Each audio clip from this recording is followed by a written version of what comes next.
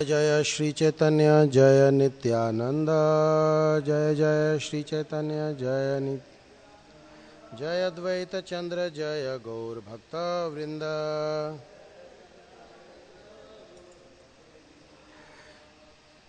जय जय श्री चैतन्य जय नित्यानंद।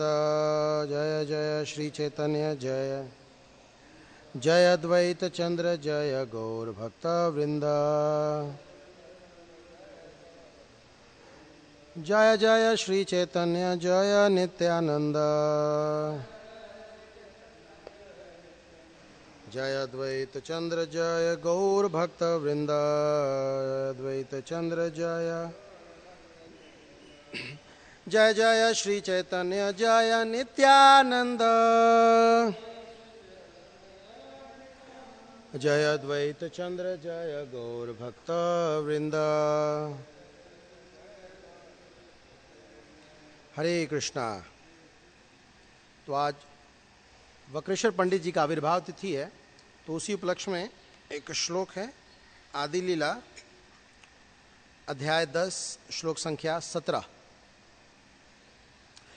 वक्रेश्वर पंडित प्रभुर बड़ प्रिय भृत्य। वक्रेश्वर पंडित प्रभुर बड़ प्रिय भृत्य। एक भावे 24 प्रहर जहाँ नित्य। एक भावे 24 प्रहर जहाँ नित्य। वक्रेश्वर पंडित प्रभुर बड़ प्रिय भृत्य। वक्रेश्वर पंडित प्रभुर बड़ प्रिय भृत्य। एक भावे 24 प्रहर जहाँ नित्य। एक भावे 24 प्रहर जहाँ नित्य। वक्रेश्वर पंडित प्रभुर बड़ प्रिय भृत्य। वक्रेश्वर पंडित प्रभुर बड़ प्रिय भृत्य। एक भावे 24 प्रहर जहाँ नित्य। एक भावे 24 प्रहर जहाँ नित्य। ओके, शब्दार्थ। वक्रेश्वर पंडित, वक्रेश्वर पंडित प्रभुर महाप्रभु के बड़ अत्यंत प्रिय प्रिय प्रिय भृत्य सेवक।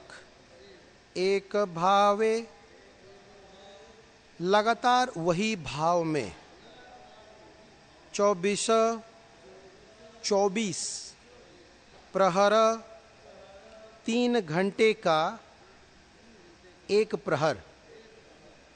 जहाँ जिनका नृत्य नृत्य। अनुवाद और तात्पर्य श्रील एसी भक्तिवेदांत स्वामी श्रील प्रभुपाद के द्वारा। श्रील प्रभुपाद की जय। अनुवाद। वृक्ष की 5वीं शाखा वक्रेश्वर पंडित श्री चैतन्य महाप्रभु के अत्यंत प्रिय सेवक थे। वे 72 घंटे तक लगातार भाव विभोर होकर नृत्य कर सकते थे।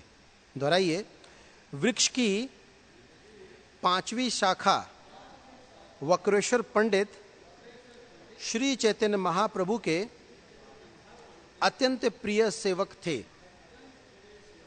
वे 72 घंटे तक लगातार भाव विभोर होकर नृत्य कर सकते थे।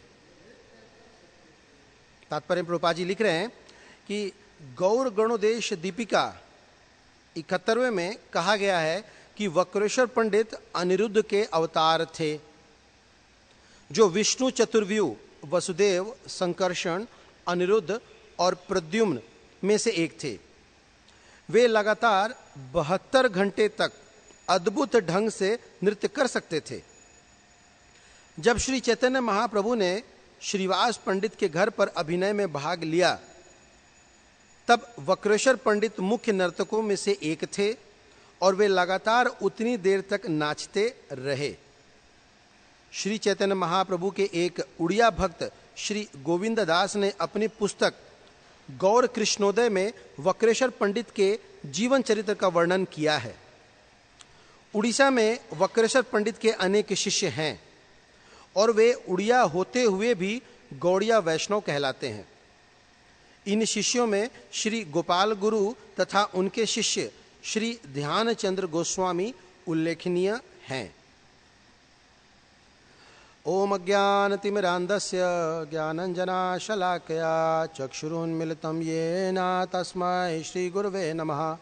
श्रीचैतन्यमनोभीष्टं स्थापितं येन भूतले स्वयं रूपः कदा मह्यं ददाति स्वपदान्तिकम्। वन्देऽहं श्रीगुरो श्रीयुतापदकमलं श्रीगुरून् वैष्णवांश्च श्रीरूपं साग्रजातं सहगण रघुनाथान्वितं तं सजीवं साद्वैतं सावधूतं परिजनसहितं कृष्णचैतन्यदेवं श्रीराधा कृष्णपादान् सहगण ललिता श्रीविशाखान्वितांश्च।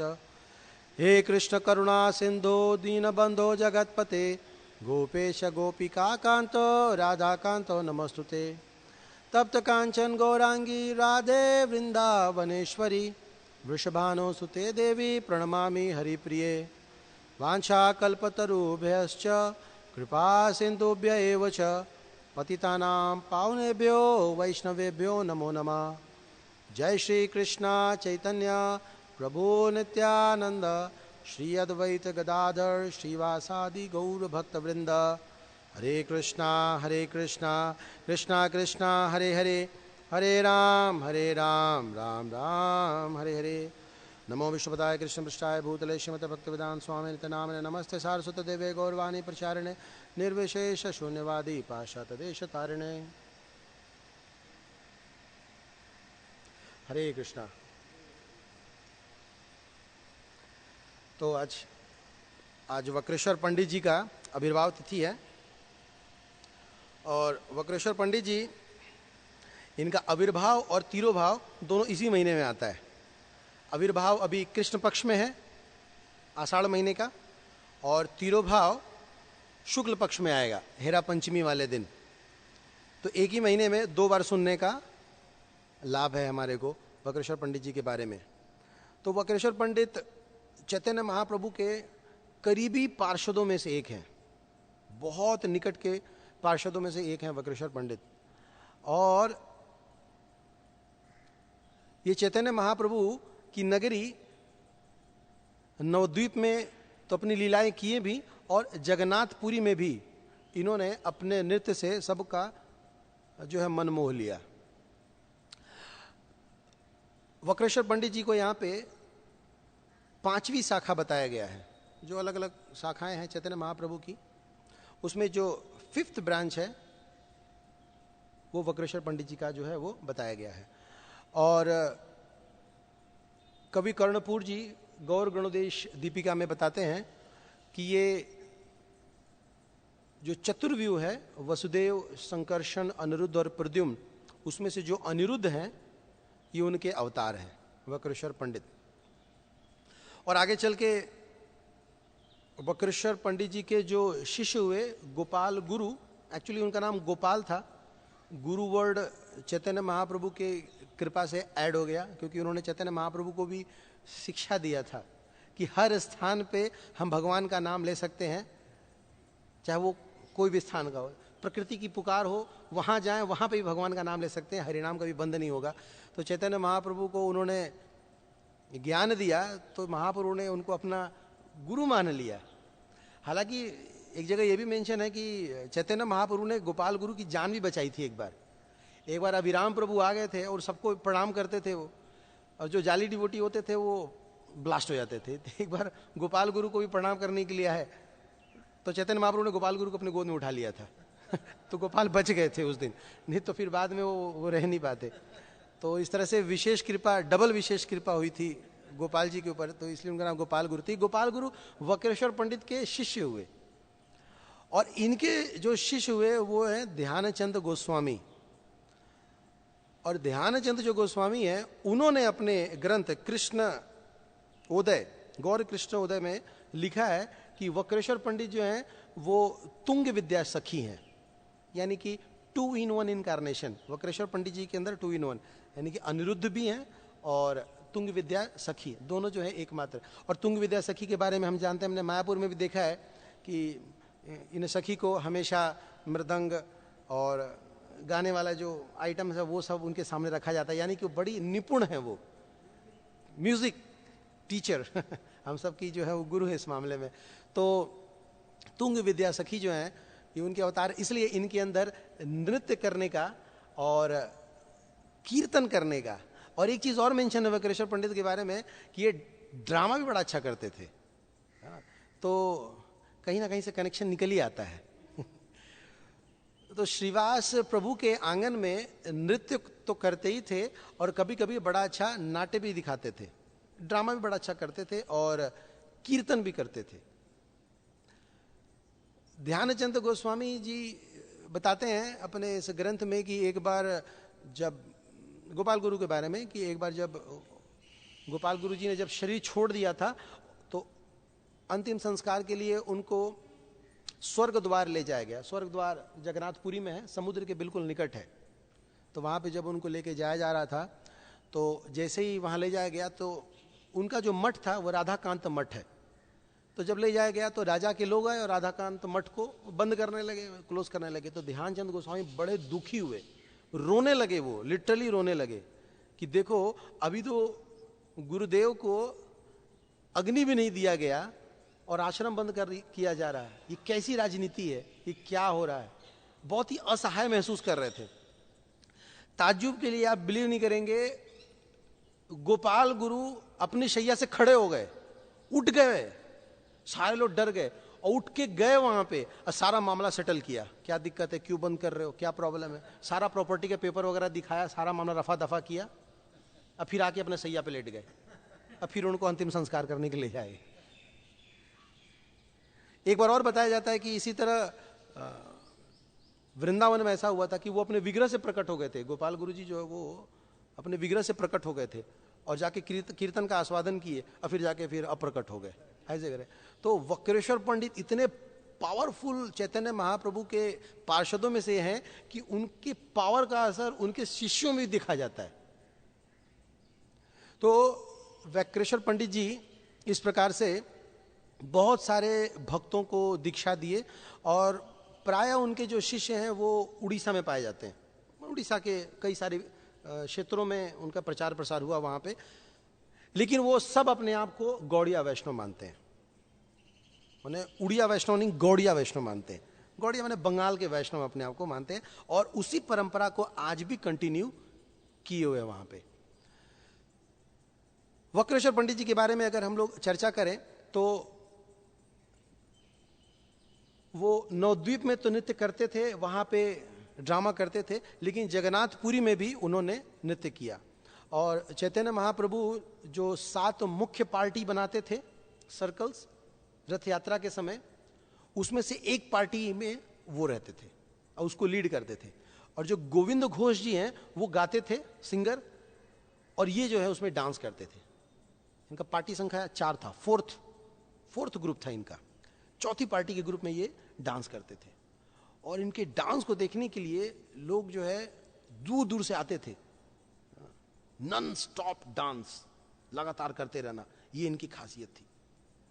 तो एक बार इसी तरह जब श्रीवास पंडित के यहां ये नृत्य कर रहे थे और जब नृत्य नहीं होता है, जैसे डांस करने का मन नहीं होता, एक बार किसी भक्त ने पूछा था परम पूज्य राजनाथ स्वामी महाराज से कि महाराज कभी कभी मन नहीं करता डांस करने के लिए, तो क्या करें। तो महाराज ने कहा ये कॉन्टेजियस है ना, ये होता है और हो जाता है, बस घुस जाओ बीच में। एक बार घुस गए और नाचे तो नाचने लगेंगे। तो ये देख के बहुत ज्यादा लोग इंस्पायर होते हैं। अब पिलर की तरह रहेंगे, साइड में खड़े रहेंगे तो फिर खड़े ही रह जाएंगे। तो वक्रेश्वर पंडित लगातार नृत्य करते थे और एक दिन नृत्य करते करते मतलब उनका जो रिकॉर्ड बताया गया है वो 72 आवर्स का है, मतलब 72 घंटे तक वो नाच सकते हैं। मैं तो सोच रहा था कि मृदंग और करताल वाले वो भी मतलब टक्कर के होंगे, क्योंकि उस तरह का माहौल बनाते होंगे तभी तो 72 घंटे तक वो नाचते होंगे। तो एक दिन उन्होंने चैतन्य महाप्रभु कहा कि महाप्रभु, वो चंद्रमुखी महाप्रभु, आप ऐसी कृपा करो कि कम से कम 10,000 गंधर्वों को बुला दो। अगर वो आ जाए ना तो मेरा तो मन करता है कि मैं लगातार नाचता ही रहूं। तो चैतन्य महाप्रभु इतने खुश हुए तो कहते हैं कि तुम तो मेरे एक पंख के समान हो, तुम्हारे जैसा एक और आ जाए ना तो मैं आकाश में उड़ने लगूंगा। चैतन्य महाप्रभु एकदम बराबर का अप्रिशिएट किए उनको गुणगान किए। तो इस प्रकार से सब लोग जो है वक्रेश्वर पंडित के नृत्य में आनंद लेते थे। जब भी कभी कीर्तन होता था उनको बुलाया जाता था। और हमारे संप्रदाय का जो नृत्य है, जो डांस है, एक अहम हिस्सा है। अगर गौड़िया संप्रदाय से अगर नृत्य निकाल दिया जाए, कीर्तन डांस निकाल लिया जाए, तो लगेगा कि एक व्यक्ति के अंदर से प्राण निकाल दिया गया हो। हमारे इन मंदिरों में अधिक से अधिक लोग तो यही देखने के लिए आते हैं। इसलिए खास करके हमने देखा होगा संध्या काल में इतने लोग आते हैं डांस देखने के लिए। और कितनी सारी मोबाइलें जो है ऑन होती हैं, सब लोग रिकॉर्ड कर रहे होते हैं, लाइव दिखा रहे होते हैं। डांस का इतना फर्क पड़ता है। लेकिन कुछ तथाकथित गुरुज हैं आज भी समाज में जो बड़ी भर्त्सना करते हैं, निंदा करते हैं अगर कोई डांस कर दे तो। एक बार उन्होंने YouTube पे एक वीडियो अपलोड कर दिया कि ये देखिए, ये सनातन धर्म को बदनाम करने वाले कुछ लोग सड़क पे कैसे घूम घूम के डांस कर रहे हैं। और उस वीडियो में हमारे मंदिर के भक्तों का भी फोटो आया था और पंचजन्य प्रभु फ्रंट में थे। उसमें पीवीटी का डांस हो रहा था, पंचजन्य प्रभु फ्रंट में थे और डांस कर रहे थे, है ना। अकल नहीं है उन लोगों को पता नहीं है कि क्या कह रहे क्या नहीं कह रहे। अरे नृत्य तो भगवान को आनंद प्रदान करता है। तो कई सारी संस्थाओं को दिखा रहे, ये देखिए वृंदावन में क्या हो रहा है, ऐसे करके बाबा लोग नाच रहे हैं। अरे भक्ति पूजा पाठ का मतलब क्या है? ये गंभीर विषय है। मौन रहिए, शांत रहिए, किसी को डिस्टर्ब मत कीजिए, अपने आप में लीन हो जाइए। कहां चले जाइए, सो जाइए, पता नहीं क्या कर रहे हैं। ये क्या है? तो ये उनको लगता है कि ये जो नृत्य करना है ये प्रमाणिक नहीं है। उनको चैतन्य भागवत पढ़ना चाहिए, है ना, अंत्यखंड, या फिर चैतन्य चरितमृत का ये 10वां अध्याय पढ़ना चाहिए, आदि लीला। भगवान हर जगह इस चीज को प्रमोट करते हैं। ये तो एक एक्सप्रेशन है। जब लोग बहुत खुश होते हैं तो नाचते हैं। कभी नहीं सुना होगा कोई बहुत दुखी हुआ तो नाच रहा है। लोग खुश होकर नाचते हैं। वो एग्जिबिट करेगा ना, जैसे बच्चे रास्ते में जब चलते हैं, जब बहुत खुश होते हैं, उनको टॉफी मिल जाए या चॉकलेट मिल जाए तो उनकी चाल नॉर्मल नहीं होती, कूद कूद के जाते हैं। एक्सप्रेशन है, एक लव है, हम एग्जिबिट करते हैं कि आई एम सो हैप्पी। उसी तरह भक्त जो है भगवान के सामने आते हैं तो खुश होते हैं और भगवान को प्रसन्न करते हैं। हमारे गौर निताई ऑल्टर में गौर निताई हमेशा डांसिंग मोड में ही रहते हैं। उनके सारे कपड़े हमेशा उड़ते ही नजर आते हैं। तो उसी चैतन्य महाप्रभु के वंशज में हम लोग आते हैं और भगवान स्वयं चैतन्य महाप्रभु ने खुद इसको रिकमेंड किया है। मायापुर में तो हर कदम को एक डांस बताया गया है। हर कदम जो वहां चलते हैं वो नृत्य के समान वहां पर उसको कंसीडर करते हैं। वहां सोना जो है दंडवत की तरह लेते हैं। और ये लोग कहते हैं कि डांस क्यों करते हो? डांस के बिना तो कोई प्रोग्राम सक्सेसफुल हो ही नहीं सकता। ये जो शादियां होती हैं इसमें डांस ना हो तो फिर लगेगा नहीं कि लगेगा मातम में जा रहे हैं लोग। उस डांस में तो ऐसा होता है कि जो बहुएं होती हैं जिसकी शक्ल कई लोगों देख नहीं पाए हैं, वो भी सड़क पे आके नाचती हैं। किसके लिए? अपने भाई के लिए या फिर अपने देवर के लिए, उस खुशी में। यानी कि उनके लिए वो इतना खुश हैं कि उनको अपनी मर्यादा की चिंता नहीं है, अपनी लाज नहीं है, उसकी खुशी में सड़क पे नाच रहे हैं। तो यहां भगवान के नाचने की बात हो रही है, किस बात का शर्म, है ना। इसलिए हर कोई ना। और हमारे यहां तो जो सन्यासी स्टेप बताया गया है वो तो बड़ा सिंपल है ना। Left and right and left and right, खड़े खड़ी भी आप कर सकते हैं। ऐसा करने से ना कोई जिम जाने की जरूरत है, ना अलग से कोई योगा प्राणायाम करने की आवश्यकता है। एक बार मैं एक डॉक्टर के पास गया था तो उन्होंने मुझे बताया था कि ऐसी बात हो रही थी वजन कम करने की, विषय यही चल रहा था। तो उन्होंने कहा कि आपके यहां तो बड़ा बढ़िया है, सुबह शाम 1-1 घंटा लोग नाचते हैं। अगर लोग उसमें पार्टिसिपेट करें अच्छे से मन लगा के, उनको मेरे ख्याल से वो लगातार लग रहा आती थी यहाँ पे, उन्होंने देखा हुआ अगर कोई सुबह शाम अगर 1-1 घंटा यहाँ पे भगवान की लीला में, अगर भगवान की जो कीर्तन है उसमें अगर पार्टिसिपेट करे, अगर कहीं जाने की जरूरत नहीं है। जैसे साइकिलिंग है, स्विमिंग है, उसमें सारे एक्सरसाइज कवर हो जाते हैं, उसी तरह हमारे डांस में ना सब कुछ कवर हो जाता है। हाथ का, पांव का, गर्दन का, सब कुछ कवर, सारे एक्टिविटीज यहां पे इन्वॉल्व हो जाते हैं। तो एग्जैक्टली तो डांस जो है वो हमें तो खुश करता ही, हमें तो आनंद प्रदान करता ही है, जो देखते हैं उनको भी आनंद प्रदान करता है। जो लोग आते हैं जनरली मंदिर में, वो कथा में उतनी रुचि ले ना ले, लेकिन कीर्तन में बड़ा रुचि लेते हैं, डांस में बड़ा रुचि लेते हैं। और यही हमारे प्रचार प्रसार का एक बहुत बड़ा माध्यम है। एक बार प्रभु जी बता रहे थे कि गुड़गांव में कुछ लोग थे शायद, वो ऐसा कंप्लेन कर रहे थे कि बहुत दिन हो गया आपके यहाँ से कोई कीर्तन, कोई मंडली ऐसी दिख नहीं रही है। लोग ऐसा कंप्लेन करते हैं जब कई दिन हो जाते हैं ना, जैसे आज लोग, कई लोग सब मिस कर रहे होंगे, ये आजकल हरे राम हरे कृष्ण दिख नहीं रहे, है ना। सब नाचते हैं, सब डांस करते हैं। हमारे उधर जो कोचिंग सेंटर्स हैं, जब उनकी छुट्टी होती है तभी हम लोग कीर्तन करने निकलते हैं। रजिस्टर करना होता है ना उसी समय, तो आमने सामने हो जाते हैं, वो बड़े खुश होते हैं। एक एक दोना खिचड़ी खिलाओ, देखो जम के डांस करते हैं, वो खाते रहते हैं, नाचते रहते हैं। कोई फिलॉसफी, कुछ पता नहीं क्या पर्पज है, लेकिन वो खूब डांस करते हैं। तो डांस करना क्या है? अपने अंदर की जो खुशी है उसको व्यक्त करने का एक तरीका है, और भगवान बहुत प्रसन्न होते हैं, है ना। एक बार हमारे मंदिर में कुछ कॉर्पोरेट के लोग आए हुए थे, यहाँ मंगल आरती का समय था उस समय, और कॉर्पोरेट वाले तो रात भर नौकरी करते हैं, है ना, और सुबह में उनकी छुट्टी होती है। तो पता नहीं उनको दिमाग में क्या बन गया, उस दिन मधुसुंदर प्रभु ने एक पेटी भगवत गीता उनको पकड़ा दिया था। सिर्फ एक परिक्रमा में यहाँ से गए थे, वहां से आए तो एक पेटी गीता लेकर आ रहे थे, वो उतने देर में उनको प्रीच कर दिया था। तो जब वो आए थे तो वो लोग ताज्जुब कर रहे थे कि इतनी सुबह सुबह, जबकि पूरी दुनिया सो रही है और मंदिर पूरा भरा भरा था, इतनी सुबह सुबह ये लोग कैसे नाच लेते हैं। हमें तो नाचने के लिए थोड़ा लेना पड़ता है ना, बिना बोतल लिए नाच नहीं सकते। ये लोग बिना पिए कैसे नाच लेते हैं इतनी सुबह सुबह, और सारे के सारे डांस कर रहे हैं। इनकंसीवेबल है, बाहर के लोगों को समझ में नहीं आता ये डांस कैसे कर लेते हैं यहाँ पे। तो आना पड़ेगा, कुछ दिन आ जाए, उनको समझ में आ जाएगा।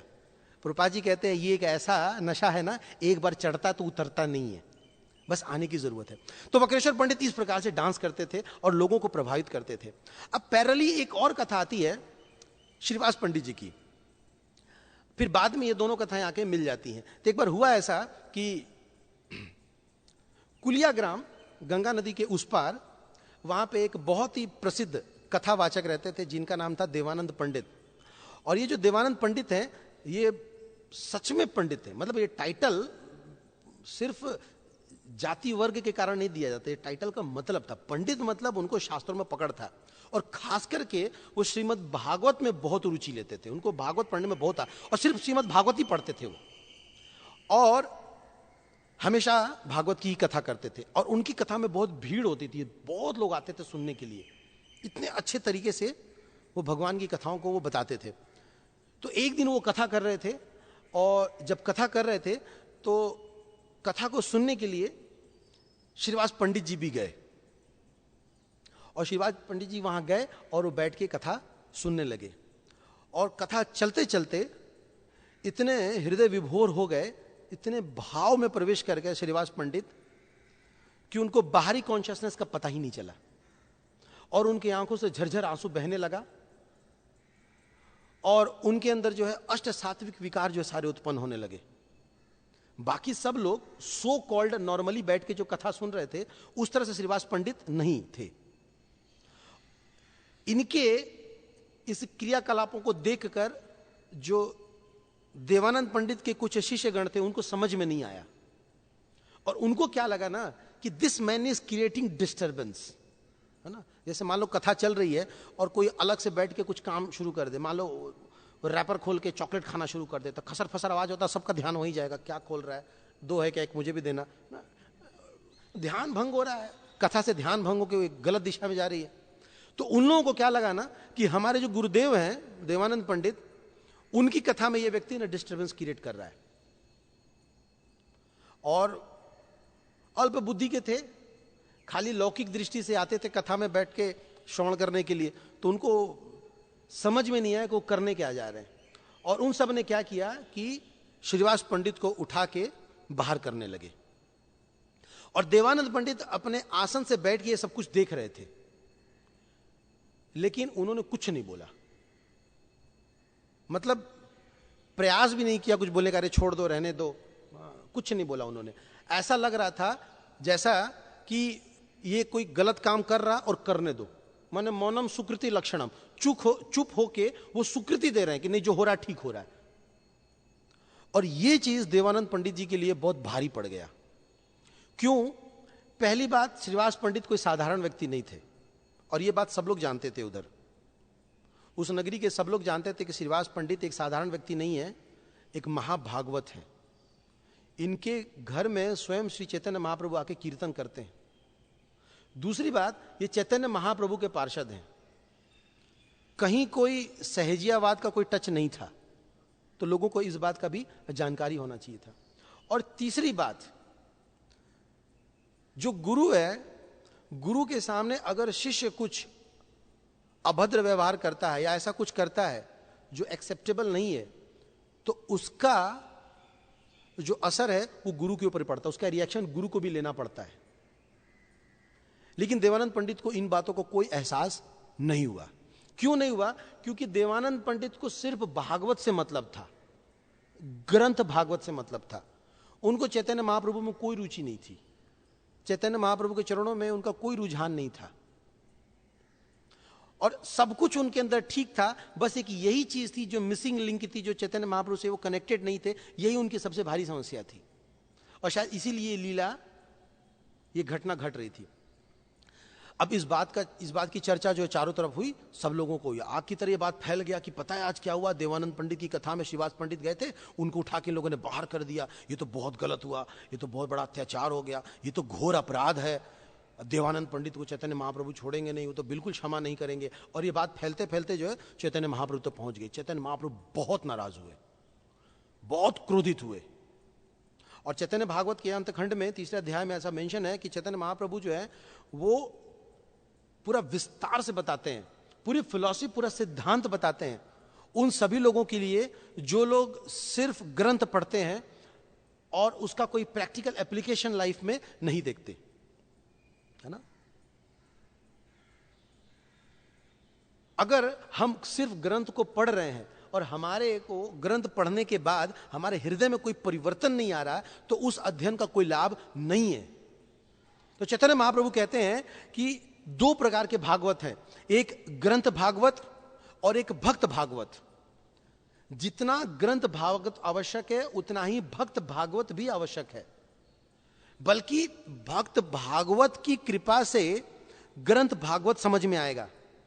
हमें पहले भक्त भागवत मिले हैं, जो भक्त भागवत हैं वो हमें पहले मिले, और उन्होंने हमें ग्रंथ भागवत से इंट्रोड्यूस कराया। इवन जो लोग बुक डिस्ट्रीब्यूशन से कनेक्ट हुए हैं, उनको भी बुक एक डिवोटी ने पहले दिया है। जो वर्ड ऑफ माउथ की प्रीचिंग है, ये ज्यादा इफेक्टिव होती है। बाद में हम लोग जो है बुक्स पढ़ना चालू करते हैं, और फिर धीरे धीरे धीरे धीरे भक्तों की कृपा से हम ग्रंथ को समझ पाते हैं। तो चैतन्य महाप्रभु वहां पे जितने उनके भक्त और शिष्यगण बैठे थे, उन सब लोगों को विस्तार से बताया, और उन्होंने बताया कि इस प्रकार का वो अपने आप को बहुत बड़ा भागवत समझता है। अगर कोई व्यक्ति ये समझता है कि वो पूरा भागवत पढ़ लिया है और पूरा भागवत जान गया है, तो ये समझना कि वो भागवत बिल्कुल नहीं जाना है। भागवत को जानने के लिए एक भागवत को जानना पहले बहुत जरूरी है, यानी कि एक डिवोटी को जानना बहुत जरूरी है। जब डिवोटी कृपा करेंगे, तब जाके हमारा ये जो मति है, जो मूढ़ मति है, इसके अंदर वो बातें समझ में आनी शुरू होंगी। नहीं तो समझ में हमें नहीं आएगा। क्या लेना है, कैसे समझना है, भाव क्या है, ये तो आचार्य बताएंगे ना। इसलिए हमारे यहां सबसे ज्यादा इस बात पे बल दिया जाता है कि हमें प्रभुपाद के जो पर्पर्ट्स है उसको पढ़ के श्लोक को समझने का प्रयास करना चाहिए, क्योंकि प्रभुपाद ने अपने पर्पर्ट्स में अपने भाव को व्यक्त किया है। और ऐसा वर्णन है कि आगे चल के प्रभुपाद के पर्पट पे पर्पट लिखा जाएगा। परम पूज्य बृहद भागवत स्वामी महाराज अभी भी प्रभुपाद के जो पर्पट्स है ना, उस पे पर्पट देते हैं, बिल्कुल बाहर नहीं जाते। और मैंने कई बार जीता मित्रों जी को देखा है कि जब कोई श्लोक लेते हैं तो पर्पट पे पूरे डिटेल में जाते हैं। ये एक होता है एक लॉयल डिवोटी अपने संप्रदाय के प्रति। गुरु कई जगह शिक्षा गुरु को भी कहते हैं, कई जगह दीक्षा गुरु को भी कहते हैं, कई जगह पथ प्रदर्शक को भी कहते हैं, कई जगह माता को, कई जगह पिता को। प्रभुपाद ने गुरु किसको कहा है? उन्होंने जिसको कहा है, हम उस भाव से गुरु समझेंगे और लोगों को बताएंगे। उसी तरह आत्मा कई जगह शरीर को ही बोला जाता है, कई जगह मन को ही बोला जाता है, और कई जगह आत्मा को भी आत्मा बोला जाता है। प्रभुपाद ने क्या हाईलाइट किया है, उस चीज को हम हाईलाइट करेंगे। तो जब हम ग्रंथों को पढ़ते हैं और पढ़ने के बाद प्रभुपाद जी के परपर्ट्स को पढ़ते हैं, तब हमें समझ में आता है कि प्रभुपाद जी क्या कहना चाहते हैं। और जब उन चीजों को हम समझते हैं, तब समझिए कि हमने अपने आचार्यों के भाव को स्वीकार किया है। नहीं तो फिर क्या होगा, एक अलग संप्रदाय खड़ा हो जाएगा। और हमारे यहां भी है, हम लोगों ने देखा है कि कई सारे ऐसे तथाकथित भागवत करने वाले लोग हैं, उन्होंने एक अपना दुकान खोल लिया अलग से। अब जाएंगे कई जगह आपको दिखाई देंगे वो लोग। शुरू यहीं से उंगली पकड़ के चलना शुरू किया उन्होंने, और आगे चल के इतना कॉन्फिडेंस आ गया कि जिसने चलना सिखाया, जिसने बताना सिखाया, उसको त्याग दिए, है ना। तो ये बहुत बड़ा दुर्भाग्य है। तो भागवत को वास्तव में समझने की विधि यही है कि हम भक्तों के माध्यम से समझने का प्रयास करें, भक्तों के सानिध्य में रह के समझने का प्रयास करें। तभी प्रभुपाद ने ये मॉर्निंग और इवनिंग भागवत का समय बनाया है ना। मॉर्निंग टाइम में भागवत पढ़ते हैं, भागवतम, शाम को भागवत पढ़ते हैं, भगवत गीता, भक्तों के संग में, ताकि जब साथ में बैठ के समझेंगे, पढ़ेंगे, तो दिमाग डेविएट नहीं होगा, प्रॉपर तरीके से उसको चर्ण करके जो उसका रियल एसेंस है वो हम लोग ले पाएंगे। देवानंद पंडित शायद इस बात को नहीं जानते थे, तभी उन्होंने इतनी बड़ी गलती की। श्रीवास पंडित के चरणों में उन्हें अपराध कर दिया, और इस बात को लेकर चैतन्य महाप्रभु बहुत दुखी हुए और सबको कह दिया कोई देवानंद पंडित की कथा में नहीं जाएगा, कोई उसका संग नहीं लेगा, ये सिर्फ सो कॉल्ड कथावाचक है। तो घोर निंदा की उनको। आगे चल के एक बार क्या हुआ कि उसी कुलिया ग्राम का एक ब्राह्मण था, उन्होंने अपने यहां एक कीर्तन का आयोजन किया, और उस कीर्तन में वक्रेश्वर पंडित भी आए। वक्रेश्वर पंडित को भी बुलाया गया, वो भी आए। और देवानंद पंडित ने वक्रेश्वर पंडित को देखा, और इनके जो हाव भाव थे उसको देख के देवानंद पंडित जो है वो ताज्जुब में पड़ गए, करे इतना निरंतर ये कैसे नृत्य करते हैं। और उनके लगातार नृत्य को देख के, उनके भाव को देख के जो देवानंद पंडित है उनका हृदय जो पिघलने लगा। और उन्होंने क्या किया, एक डंडा उठाया, केन, एक डंडा उठाया, और जितनी भीड़ थी सबको साइड करने लगे, ताकि कहीं कोई व्यक्ति जो है ना, देवानंद पंडित जी जो है ये प्रयास कर रहे थे कि कहीं कोई भीड़ के लोग वक्रेश्वर पंडित के नृत्य में अवरोध उत्पन्न ना करें। इसलिए क्या किया, उन्होंने सबको साइड करने लगे। और लगातार 2 प्रहर तक, यानी कि लगभग 6 घंटे तक वक्रेश्वर पंडित जो है पूरा नृत्य किए उस दिन कुलिया ग्राम में। और जब नृत्य समाप्त हो गया, तब देवानंद पंडित जाते हैं, और देवानंद पंडित जाके उनके चरणों में गिरते हैं और उनसे आशीर्वाद मांगते हैं। और पता है वक्रेश्वर पंडित क्या आशीर्वाद देते हैं, चैतन्य भागवत में लिखा हुआ है, वो कहते हैं कृष्ण भक्त भौक। कृष्ण भक्त भौक का मतलब जैसे कहते हैं ना कृष्ण मति रस्तु, एक आशीर्वाद होता है, उसी तरह कृष्ण भक्त भौक, तुम कृष्ण भक्त हो जाओ। बस उस दिन से देवानंद पंडित जी का पूरा भाग ही पलट गया। जो अपराध किया था, अपराध के कारण जो उनका हृदय जो गांठ जो बन गया, जो हृदय ग्रंथि बन गया था, वो ग्रंथि, वो जो गांठ था वो गांठ खुल गया।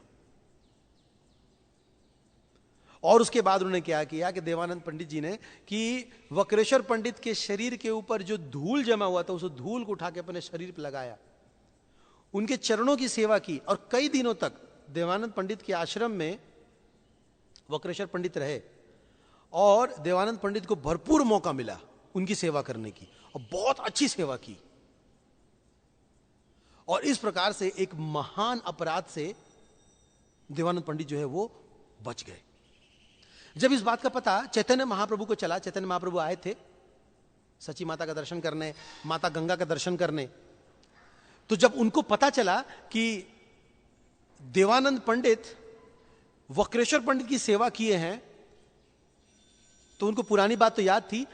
एकदम से चैतन्य महाप्रभु कहते हैं कि अब देवानंद पंडित का हृदय जो है वो, जो मलिन हृदय था, वो पूरी तरह स्वच्छ हो चुका है, क्लीन हो चुका है। क्यों क्लीन हो चुका है? क्योंकि जैसे आज हम लोग कीर्तन में, भजन में हम लोग सुन रहे थे कि कहते हैं कि तुम्हारो हृदय सदा गोविंद विश्राम। वक्रेश्वर पंडित इतने बड़े महाभागवत हैं कि उनके हृदय में साक्षात कृष्ण जो है वो विराजमान है। साक्षात कृष्ण उनके हृदय में विराजमान है। और जहां जहां चैतन्य भागवत दिया है कि जहां जहां वक्रेश्वर पंडित जाते हैं, चैतन्य महाप्रभु कह रहे हैं, वो स्थान जो है वो तीर्थ बन जाता है, धाम बन जाता है। ऐसे धाम, तीर्थ और ऐसे कृष्ण का संग इस शुद्ध भक्त के माध्यम से देवानंद पंडित ने किया है। इसके कारण इसके सारे अपराध जो है वो खत्म हो गए। और अब चूंकि एक महाभागवत की देवानंद पंडित ने सेवा की थी, इसलिए देवानंद पंडित का जो आकर्षण है वो चैतन्य महाप्रभु के लिए भी बढ़ने लगा। अब उनको चैतन्य महाप्रभु बड़े अच्छे लगने लगे, उनके प्रति उनकी श्रद्धा बढ़ गई। और जब चैतन्य महाप्रभु गए थे कुलिया ग्राम और बैठे थे, तो उन्होंने देवानंद पंडित को बुलाया और बुला के अपने बगल में बैठाया। और सबसे पहले कहते हैं, अंतखंड के 3 अध्याय में आता है, सबसे पहले कहते हैं कि पता है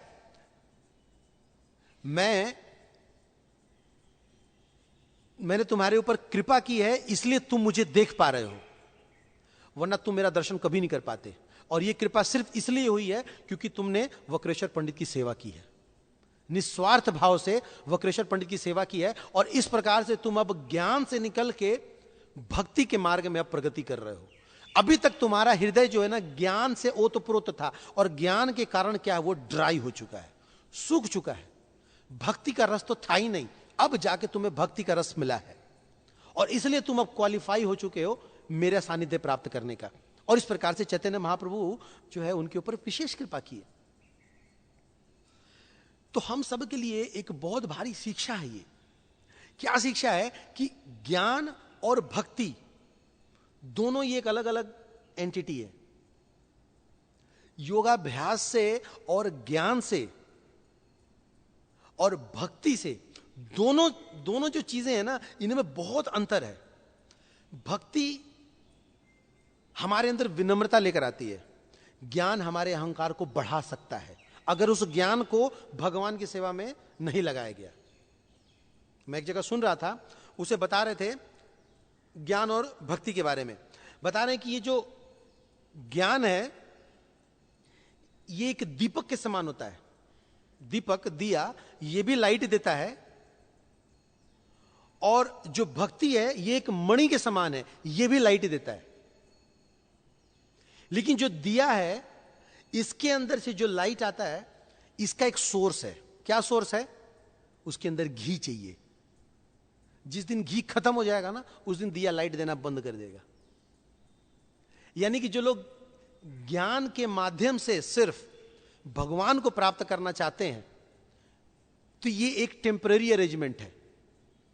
दूसरी समस्या क्या है दिया की, कि जब तेज हवा आएगा तो ये दिया बुझ सकता है।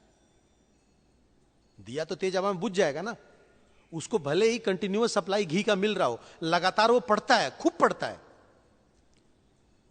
लेकिन कभी कभी माया का ऐसा प्रभाव आता है कि सारा पढ़ा लिखा चीज जो है बेकार हो जाता है ना।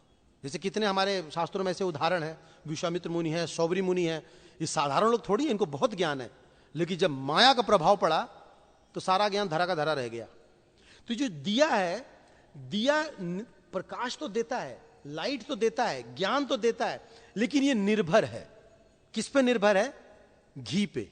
उसका एक सोर्स है। लेकिन जो मणि है, मणि भी लाइट दे रहा है, मणि से भी प्रकाश हो रहा है, लेकिन मणि किसी के ऊपर निर्भर नहीं है। मणि के सामने अगर तेज हवा भी आ जाए ना, उसका कोई फर्क नहीं पड़ेगा। हां, यह हो सकता है कि वो ढक जाए, दिखे नहीं, लेकिन फिर भी उसका अपना प्रकाश बना रहता है। तो जब ज्ञान के द्वारा हम भक्ति करते हैं, भगवान की सेवा करते हैं, तो वो फिर डिवोटी जो मणि के समान बन जाते हैं। देवानंद पंडित अब एक मणि के समान बन गए थे। अब वो अपना जो दिव्य प्रकाश दे रहे थे, उनका हृदय जो है वो रस से भर गया था। तो इस प्रकार से उन्होंने एक बहुत अद्वितीय सेवा की, वक्रेश्वर पंडित की। तो दो प्रमुख शिक्षाएं हमारे को वक्रेश्वर पंडित जी की आविर्भाव तिथि से मिलता है। एक शिक्षा हमारे को यह मिलता है कि भगवान की सेवा में हमेशा नृत्य करना चाहिए। जहां जब जैसी जिस परिस्थिति में हो थोड़ा बहुत तो जरूर हिल सकते हैं, है ना। कम से कम अपने स्थान पे भी हमने देखा है भक्तों को अपने स्थान पे भी हिलते रहते हैं थोड़ा थोड़ा, ये भी एक एक्सप्रेशन है ना। तो नृत्य जो है वो अवश्य होना चाहिए, लेकिन नृत्य के कुछ नियम बताए गए हमारे वैष्णव एटिकेट में। डांस तो सब लोग करते हैं, डांस लोग स्पा में करते हैं, क्लब में करते हैं, पी के करते हैं, शादियों में करते हैं, लेकिन यहां पे एक वैष्णव डांस बताया गया है। वैष्णव पद्धति का डांस कैसे होता है? हाथ उठा के डांस करना, चैतन्य महाप्रभु जिस तरह करते हैं, या स्टेप्स के साथ प्रॉपर वो डांस करना, या फिर एक दूसरे को पकड़ के आगे जाना और पीछे जाना, बहुत ही सभ्य तरीके से वैष्णव टिकेट में पूरा दिया हुआ है कि किस प्रकार से डांस, जी स्वामी स्टेप जो है दिया हुआ है। तो इस प्रकार से सिस्टमेटिकली जो है वो डांस होना चाहिए। डांस करते करते कभी कभी भक्त लोग इतना ज्यादा गुम हो जाते हैं कि एक आध को लगा भी देते हैं, है ना। और कई बार बच्चों को कुदा देते हैं हवा में और हाथ पकड़ के यूं यूं करके जो चक्री फिरकी मारते हैं, उससे बहुत समस्या हो जाती है। तो वक्रेश्वर प्रभु जी का आविर्भाव से ये शिक्षा मिलती है हमारे को कि डांस जो हमेशा होना चाहिए, लेकिन वैष्णव सभ्यता के अनुसार, वैष्णव पद्धति के अनुसार। और दूसरी शिक्षा हमारे को यह मिलती है कि देवानंद पंडित जी के माध्यम से कि हम जब ग्रंथ पढ़ते हैं तो साथ साथ ये ध्यान रखें कि जो ग्रंथ में दिए हुए जो वचन हैं, जो ज्ञान है, उसको हम अपने जीवन में यथार्थ रूप से उतारें और उसको भगवान की सेवा में लगाएं, भक्तों की सेवा में लगाएं। सिर्फ पढ़ते रहेंगे तो फिर क्या होगा, एक ड्राई स्पेकुलेटर हो जाएंगे, है ना। खाली कल्पना करते रहेंगे, ऐसा होता है वैसा होता है, इस तरह करते रह जाएंगे। नहीं, उसको प्रैक्टिकली अप्लाई करना पड़ेगा, और तब जो हृदय जो है बड़ा विनम्र हो जाता है। एक बार राधे श्याम प्रभु एक पास्ट टाइम सुना रहे थे परम पूज्य गोपाल कृष्ण महाराज जी के बारे में। वो कह रहे थे कि भागवत सेवा का क्या फर्क पड़ता है। वो बता रहे थे कि एक बार गुरु महाराज जो है पुणे में गए हुए थे, और जहां पे महाराज ठहरने के लिए गए थे, जो कमरा दिया गया था, तो उस कमरे का जो बाथरूम था नीचे में थोड़ा गैप था। तो महाराज ने देखा, तो महाराज ने बुलाया प्रभु जी को और कहा कि राधे श्याम, ये देखो यहाँ पे इतना सारा गैप है, ये तो मुची का हवा सूची में आएगा, सूची का हवा मुची में जाएगा, दिस इज नॉट प्रॉपर, ऐसे करके महाराज ने बोला। तो राधे श्याम प्रभु ने कहा कि ओके महाराज, अभी फिर दूसरी जगह कहीं शिफ्ट कर दें क्या? नहीं नहीं, इसी को ठीक करो। तो उनको बुला के उसी से उसको ठीक करवाए। मतलब कि ये नहीं कि मतलब मेरी प्रॉब्लम सॉल्व हो गई, सब सॉल्व हो गया, नहीं, आगे भी तो कोई आएगा, उसके लिए भी तो होगा, ऐसे करना चाहिए। उसी तरह एक बार एक और भक्त थे, वो बता रहे थे कि एक सन्यासी आए हुए थे और उनको रिसीव करने के लिए गए वो, और जब रिसीव करने के लिए गए तो उनको गुलाब का फूल का माला पहना दिए। अब गुलाब के जो माला होती है उसमें पकड़िए तो झड़ने लगती है। अब जब गिरने लगा तो महाराज उठाने लगे। अब जब वो उठाने लगे तो बाकी भक्त भी वो कैसे बैठ सकते हैं, अब सारे गिन गिन के रास्ते भर उठा रहे। महाराज बता रहे वहां गिरा है, 2-4 वहां गिरा है, उधर भी गिरा है, उधर भी गिरा है। ये भागवत सेवा करेंगे ना तो इस प्रकार की विनम्रता आती है। खाली पढ़ते रहने से विनम्रता थोड़ी आएगी। पूरा एकदम रास्ते भर का जितना माला था ना, लास्ट में फिर उन्होंने कहा कि गुलाब का फाला, जो गुलाब की जो माला होती है ना, ये ऑफर मत किया करो। जैसे यहाँ पे भी बताया गया है कि गुलाब की माला जो भक्तों को मत पहनाया करो। वो पहना के खुश कम करते हैं, परेशानी में ज्यादा डाल देते हैं। यहां से लेकर वहां तक गिरता रहता है, अब रास्ते भर उसको उठाते रहो। अब ये प्रैक्टिकल एप्लीकेशन है, ये खाली पढ़ते रहने से थोड़ी पता चलेगा। जब कोई उतरेगा यथार्थ में तो उसको भक्त लोग जो सेवा करा के दिखा देते हैं, और उसके बाद हृदय जो बड़ा नॉर्मल बन जाता है, बड़ा कूल हो जाता है। तो इसलिए डांस भी करना चाहिए भगवान की सेवा में, और साथ साथ ग्रंथ पढ़ना चाहिए, लेकिन ग्रंथ पढ़ने के साथ उसका जो संदेश है उसको अपने जीवन में उतारना चाहिए, और उससे भक्तों की सेवा करनी चाहिए। और एक और बात जो चैतन्य महाप्रभु ने कहा था कि अगर हमने भक्तों के प्रति अपराध किया है तो कह रहे हैं जिस मुंह से हमने अपराध किया है उसी मुख से हमें उनका गुणगान करना चाहिए, और कोई तीसरा तरीका नहीं है। जिस मुख से विष लिया है उसी मुख में अमृत भी लिया जाता है, तो वो अमृत जाता है और विष को काट देता है। तो जिस मुख से भक्त अगर मान लीजिए किसी दूसरे भक्त का अपमान किए हैं, उनकी निंदा किए हैं, उसी मुख से उनकी क्या होनी चाहिए, गुणगान होनी चाहिए, उसी मुख से उनकी सेवा होनी चाहिए, है ना। सुबुद्धि राय की तरह नहीं कि भाई हम अब तो बहुत भारी अपराध हो गया, ये सब कह रहे हैं कि आप यमन बन जाओगे। तो महाप्रभु ने कहा क्या सॉल्यूशन बताया, तो वो कह रहे हैं कि खौलता हुआ घी पी जाओ। नहीं, वो खौलता हुआ घी पीना कोई सॉल्यूशन नहीं है, या फिर बहुत यज्ञ अनुष्ठान तप दान करना नहीं है। बड़ा सिंपल है, एक तो रिपेंटेंस होना चाहिए, पश्चाताप होना चाहिए कि हाँ हमने गलती की, अब हम दोबारा ऐसी गलती नहीं करेंगे, हृदय पिघलना चाहिए। और दूसरा, उसी मुख से उनका गुणगान करना चाहिए, उनकी सेवा करनी चाहिए। तो इस प्रकार से वक्रेश्वर पंडित के माध्यम से देवानंद पंडित जो है उनका हृदय जो है वो ज्ञान से भक्ति के क्षेत्र में आ गया और उन्होंने चैतन्य महाप्रभु से उनको कनेक्ट कर दिया। बाकी सब कुछ उनका फर्स्ट क्लास चल रहा था, बस एक यही मिसिंग लिंक था जो वक्रेश्वर पंडित जी की लीला के माध्यम से देवानंद पंडित के हृदय का जो वो ड्राइनेस था वो खत्म हो गया और वो उच्च कोटि के भक्त बने।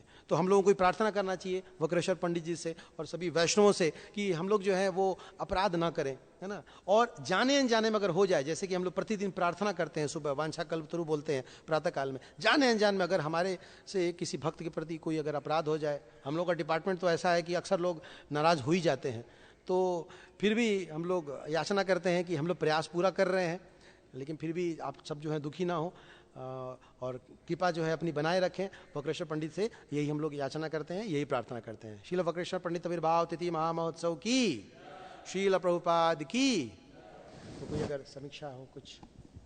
हरे कृष्णा, धन्यवाद। वक्रेश्वर पंडित, ये जो नाम है वक्रेश्वर, तो ये सब लोग जानते नहीं हैं कि वक्रेश्वर जो नाम है ये कैसे बना, इसका क्या अर्थ है। वक्र का मतलब टेढ़ा, ईश्वर है, तो वक्रेश्वर का मतलब क्या है, एक ऐसा ईश्वर जो टेढ़ा है। तो कृष्ण का नाम है वास्तव में कृष्ण का नाम है।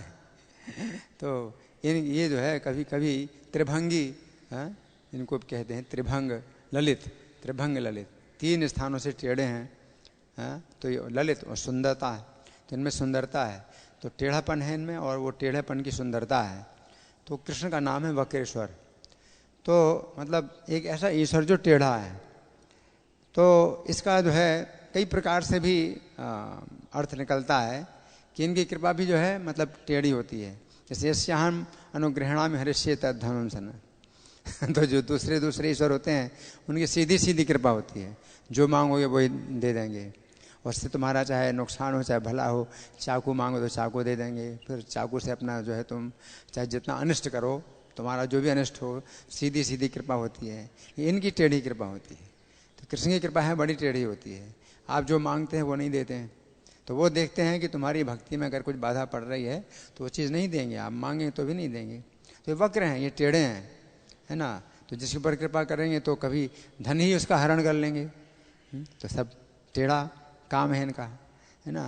तो गोपियाँ भी जो है मतलब कहती हैं कि ये जो है मतलब बहुत मतलब वो हैं टेढ़े हैं, टेढ़ी चीज़ अगर हृदय में चली जाए तो फिर निकलती नहीं है ना। तो कृष्ण भी ऐसे ही हैं, हृदय में एक बार अगर चले गए तो फिर निकलते नहीं हैं। दूसरे ईश्वर होते हैं तो चले जाते हैं, निकल भी जाते हैं। कोई शिव जी के भक्त हैं, गणेश जी के भक्त हैं, तो बनते हैं फिर छोड़ भी देते हैं, निकल जाते हैं। कृष्ण के जो भक्त होते हैं तो एक बार फंस गए तो फिर फंस गए, तो वे नहीं। तो कृष्ण जो है टेढ़े हैं, है ना। गोपियाँ भी कहती हैं कि कृष्ण जो है मतलब टेढ़े हैं और बहुत मतलब दुख देते हैं, कष्ट देते हैं, विरह का कष्ट प्रदान करते हैं। और मथुरा में जब चले गए तो एक तो ये टेढ़े हैं और एक कुब्जा टेढ़ी है, त्रिवक्रा, है ना। और टेढ़े टेढ़े मिल करके अब ये कितना जो है नहीं कष्ट देंगे। एक टेढ़ी तलवार होती है तो कितने लोगों को कष्ट देती है। तो कृष्ण भी जो है मतलब त्रिवक्रा से मिल गए तो हम लोगों को और ज़्यादा कष्ट प्रदान कर रहे हैं। तो गोपियाँ भी इस प्रकार से कहती हैं। और कृष्ण इतने टेढ़े हैं कि गोपियाँ उनको भूलना चाहती हैं, हृदय से निकालना चाहती हैं, ये नहीं निकाल पाती हैं। तो कृष्ण की कथा नहीं छोड़ पाती, कृष्ण का स्मरण नहीं छोड़ पाती। तो वक्रेश्वर का मतलब ये है। और एक बहुत विशेषता वक्रेश्वर पंडित की ये कि सामान्यतः ये नियम नहीं है कि भाई आपने किसी भक्त का अपराध किया तो दूसरे भक्त की सेवा कर लो तो वो जो है मतलब संतुलित हो जाएगा, ऐसा नहीं है। किसी भक्त का अपराध करो, दूसरे भक्त की सेवा करो तो वो अपराध उस प्रकार से आपका दूर नहीं होगा। लेकिन वक्रेश्वर पंडित के ही लिए जो है ये बात आती है कि श्रीवास पंडित का अपराध किया और वक्रेश्वर पंडित की सेवा की तो जो है वो अपराध से मुक्त हो गए। तो ये वक्रेश्वर पंडित की ही मतलब एक विशेषता है कि जो ऐसा हो, और नहीं तो ऐसा नहीं है। आपको उसी भक्ति के पास जाना होगा, उसी भक्ति से जो है आपको क्षमा मांगनी पड़ेगी। तो आज वक्रेश्वर पंडित का आविर्भाव दिवस है, तो उनकी भी कृपा है, वो भी जो है टेढ़ी एक बूंद भी हमें को टेढ़ी मिल जाए उनकी है तो वो जो है हृदय से नहीं निकलेगी। तो आज हम उनकी वो जो है वो वक्र जो कृपा बिंदु है वो प्राप्त करें, प्रार्थना करें। वक्रेश्वर पंडित आविर्भाव तिथि महामहोत्सव की जय। हरि बोल। हरि प्रभु। आप तो उसी नगरी से हैं, कुछ आप भी बताएं। जो हम भगवान की भी पूजा करते हैं तो वो भी बहुत नाचते हैं। तो जो लोग कंप्लेन करते हैं, कहते श्यामा त्रिभंग ललितम, और इसमें कहते